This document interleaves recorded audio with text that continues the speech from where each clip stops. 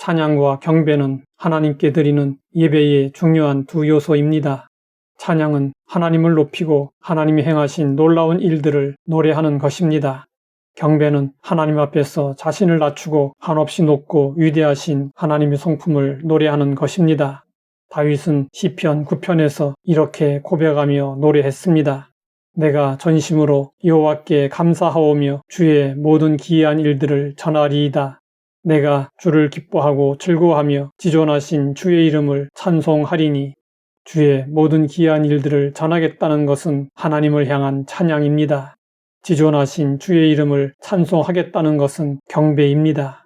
오랫동안 질병으로 고생하다가 고침을 받았을 때 하나님을 치유하시는 하나님으로 고백하며 증언할 수 있습니다. 사망의 음침한 골짜기를 지나다가 벗어나게 되었을 때 하나님을 우리 삶의 인도자로 고백하며 증언할 수 있습니다. 이런 것들이 하나님께 찬양을 드리는 것입니다.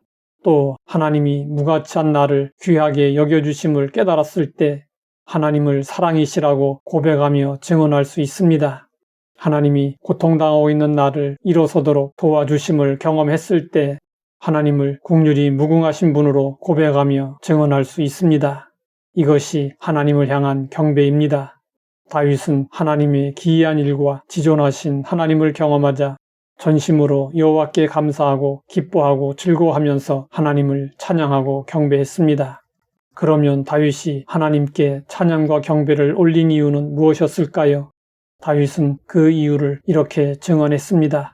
내 원수들이 물러갈 때에 주 앞에서 넘어져 망함이니이다. 주께서 나의 의와 송사를 변호하셨으며 보좌에 앉으사 의롭게 심판하셨나이다. 이방 나라들을 책망하시고 악인을 멸하시며 그들의 이름을 영원히 지우셨나이다. 원수가 끊어져 영원히 멸망하였사오니 주께서 무너뜨린 성읍들을 기억할 수 없나이다. 다윗의 원수들이 도망을 가다가 넘어졌습니다. 이것은 하나님께서 다윗의 의와 송사를 변호해 주셨기 때문이었습니다. 하나님께서 보좌에 앉으셔서 의롭게 심판해 주셨습니다. 다윗이 하나님께서 자신의 의와 송사를 변호해 주시고 의로운 심판을 행하신다고 말할 수 있는 것은 다윗의 삶이 그만큼 정결하였음을 의미합니다. 이를 위해 다윗이 얼마나 몸부림을 쳤겠습니까? 우리도 다윗처럼 살아야 합니다. 세상 사람들이 볼 때 하나님 앞에서 바르게 살려는 몸부림이 어리석어 보일 수 있습니다. 그럴지라도 그것이 우리를 지켜줍니다. 또 이방 나라를 책망하시고 그들의 이름을 지우시고 주님께서 무너뜨린 성읍들을 기억할 수 없다는 것은 출애굽과 가나안 정복 전쟁 때 하나님께서 역사하신 일을 표현한 것으로 볼 수 있습니다. 이스라엘 자손들의 출애굽은 하나님의 일방적이고 전적인 은혜였고 사랑하심의 결과였습니다.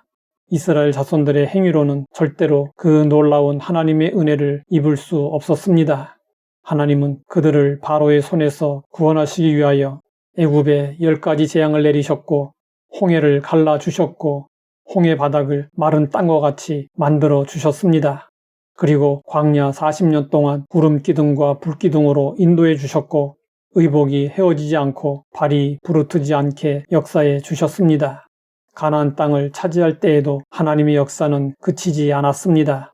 이스라엘 자손들은 애굽에서 노예 생활을 했습니다. 그래서 어떤 조직을 만들거나 무기를 사용하는 것은 근원적으로 차단되어 있었습니다. 그런 사람들이 어떻게 가나안 땅을 차지할 수 있었겠습니까? 그래서 다윗은 이스라엘 자손들이 성읍을 무너뜨렸다고 하지 않고 주님께서 무너뜨린 성읍들을 기억할 수 없습니다 라고 고백했습니다. 이스라엘 자손들의 모습이 곧 우리의 모습입니다. 우리는 하나님의 도우심과 인도하심 없이는 살아갈 수 없습니다. 하나님이 없어도 인생을 충분히 잘 살 수 있을 것이라는 착각과 오만함에서 벗어나야 합니다. 하나님과 더불어 살아가는 인생이 가장 복되다는 것을 잊지 말아야 합니다. 우리가 깨닫지 못할지라도 우리는 매 순간을 하나님의 은혜로 살고 있습니다. 하나님께서 우리를 외면하시는 것 같아 두려움을 느낄 때도 있습니다. 하지만 우리의 삶을 돌아보면 하나님의 세심한 손길과 인도하심에 감사드리지 않을 수 없습니다.